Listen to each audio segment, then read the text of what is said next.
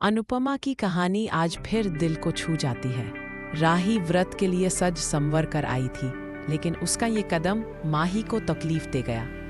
माही पहले ही वट सावित्री व्रत की तैयारियों से भावुक थी और तभी ख्याति ने गुस्से में आकर राही पर वार कर दिया। उसने ताने कसते हुए कहा कि राही और परी सिर्फ माही को जलाने के लिए इतनी सजी हैं।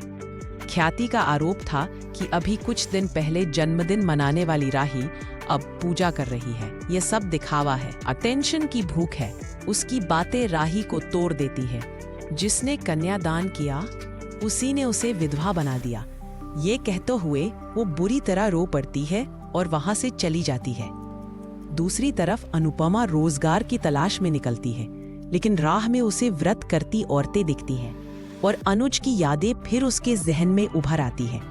तभी एक कपल की पूजा के दौरान पुरुष को हार्ट अटैक आता है। सब घबरा जाते हैं। अनुपमा को सीपीआर की याद आती है और वह तुरंत उसकी जान बचाने में लग जाती है। उसकी मेहनत रंग लाती है। वह व्यक्ति होश में आता है और उसकी पत्नी रोती हुई अनुपमा का शुक्रिया अदा करती है। आपने मेरा सिंदूर उजड़ने से बचा लिया। अनुपमा के दिल को थोड़ी राहत मिलती है।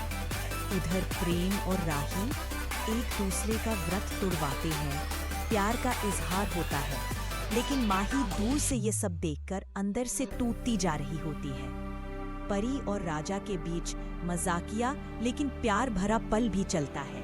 राजा बोलता है कि उसने इसलिए व्रत रखा क्योंकि हर जन्म में परी जैसी पत्नी चाहिए, लेकिन उस हंसी के पीछे कहीं एक छुपा दर्द भी है। अनुपमा भी अपने अतीत की चुभन को महसूस करती है, वो सपना जो अधूरा रह गया।